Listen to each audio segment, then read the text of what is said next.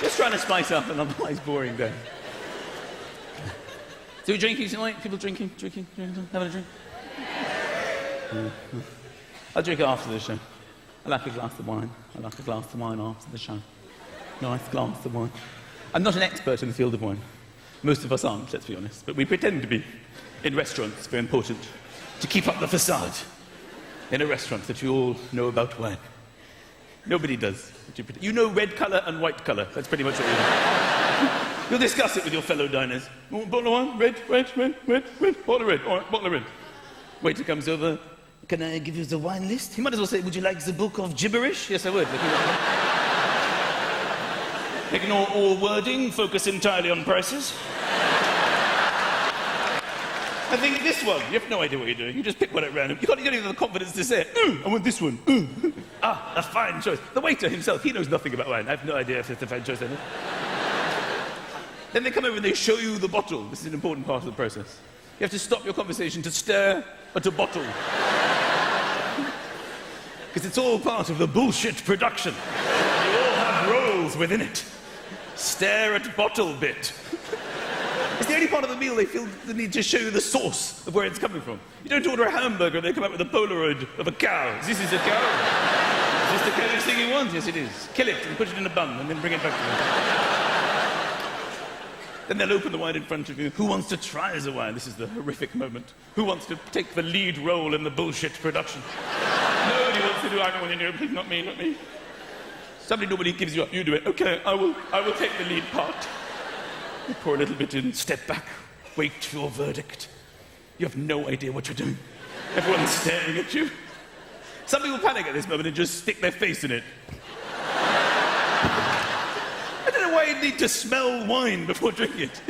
You don't listen to a CD and rub it to your ear before.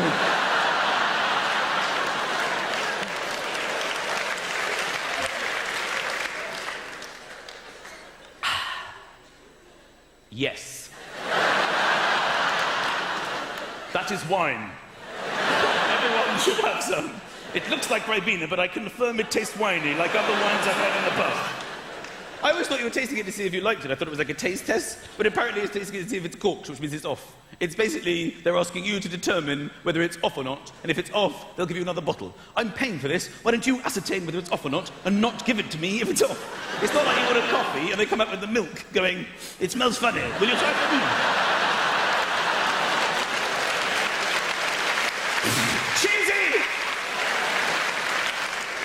But you go along with it because you're in a restaurant and you think it's the done thing to do. There's a lot you go along with in restaurants. A lot of nonsense. Bread and water. Like some bread for the table, some water for the table. The table's having a better night than I am at this stage. Can you get this in an orphanage? Bring me actual food, please. But you go along with it because you're in a restaurant. You order your main course with like any side orders. Why would I want satellites of food surrounding the food? Give me food on a plate and I'll put it in my face. Is it supposed to make you feel like you're eating less? Yes, I'd like some mashed potato behind me. Put them behind me. Some carrots in a drawer underneath the table. Cream of spinach in the loo behind the cistern. No one will know. Be careful, plate's very hot. What a complete nonsense that is. What you should say is, well, then get me one that isn't.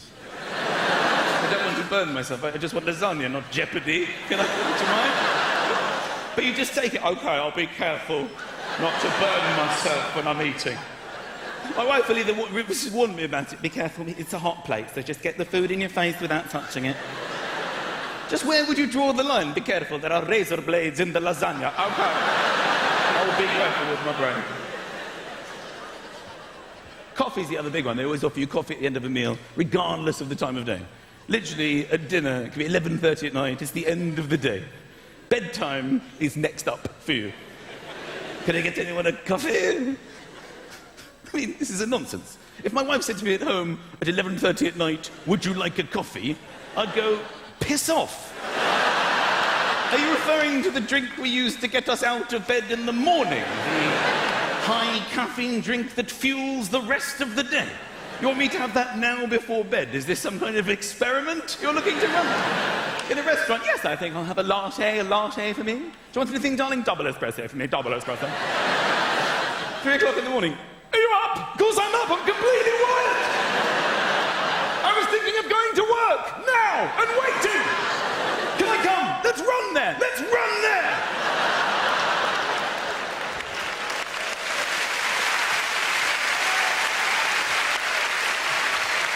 But it doesn't matter what you order, ladies and gentlemen. The mainstay of any meal will be salt and pepper. Salt and pepper have done so tremendously well in the herb and spice arena. They are our favourites by a distance. They just wait on the table, don't they? Arrogantly assuming whatever you want to prepare, you're going to need us. Either myself or my dear friend Pep. Isn't that right, Matua Soto? But there are other herbs and spices. Oregano, thyme, rosemary, cumin, paprika. They're all lined up in the cupboard in the kitchen at home waiting. Sometimes the cupboard door opens, they see salt and pepper on the table. Look at them, the bastards. What have they got that we don't have? I just don't get it. You ever been out of the cupboard, oregano? Once, for bolognese in 1988. They said it was an experiment. I don't think it worked. What about you, cumin? You ever been out of the cupboard? I used to live with them at their old house. And they never took me out of cupboard. Then they moved here, put me back in cupboard. No? What about you, paprika? I fell out once. They just put me back in, the wrong way round.